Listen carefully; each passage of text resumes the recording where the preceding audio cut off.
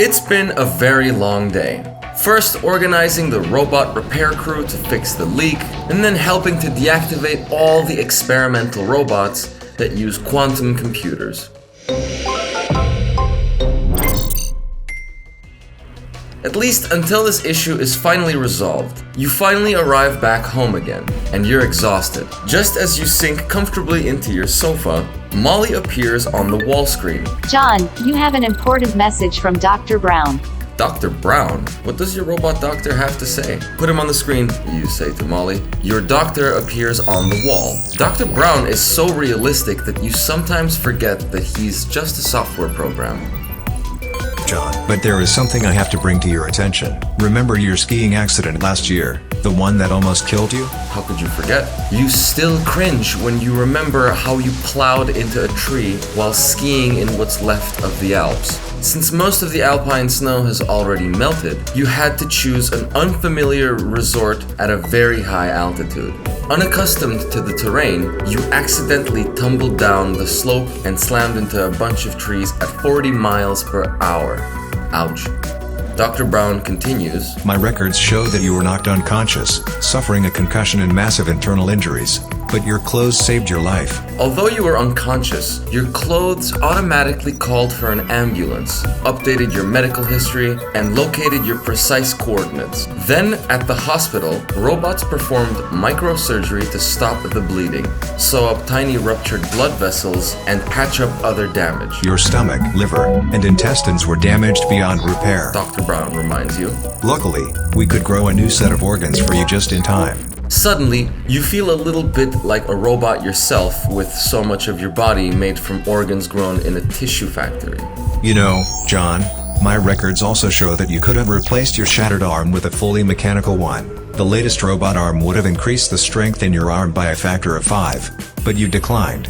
Yes, you reply. I guess I'm still an old-fashioned guy. I'll take flesh over steel any day, you say. John, we have to do a periodic checkup on your new organs. Pick up your MRI scanner and slowly pass it over your stomach area. You go to the bathroom and pick up a small device about the size of a cell phone and slowly pass it over your organs. Immediately on the wall screen, you can see the 3D image of your internal organs lighting up. John, we are going to analyze these images to see how your body is healing. By the way, this morning the DNA sensors in your bathroom detected cancer growing in your pancreas. Cancer? You suddenly straighten up. You're puzzled. But I thought cancer was cured years ago. No one even talks about it much anymore. How can I have cancer? Actually, scientists never cured cancer. Let's just say that we are in a truce with cancer. A stalemate. There are too many kinds of cancer, like the common cold. We never cured that either. We simply keep it at bay. I've ordered some nanoparticles to zap those cancer cells. There are only a few hundred of them, just routine. But without this intervention, you would probably die in about 7 years.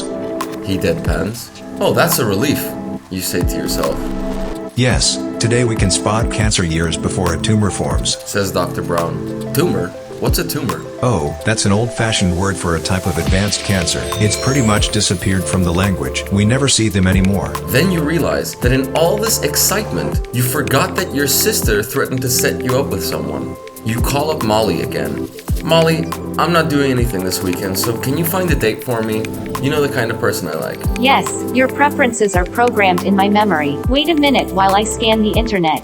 After a minute, Molly displays the profiles of promising candidates who are also sitting in front of their wall screens, asking the same question. After scanning the candidates, you finally select one that appeals to you.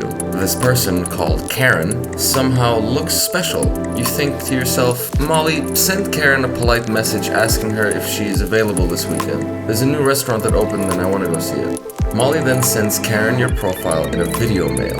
That night, you relax by having some of your friends over for beer and football. Your friends could have watched the game by appearing in your living room via holographic images, but somehow cheering for the home team is more enjoyable with your friends joining in on the excitement in person.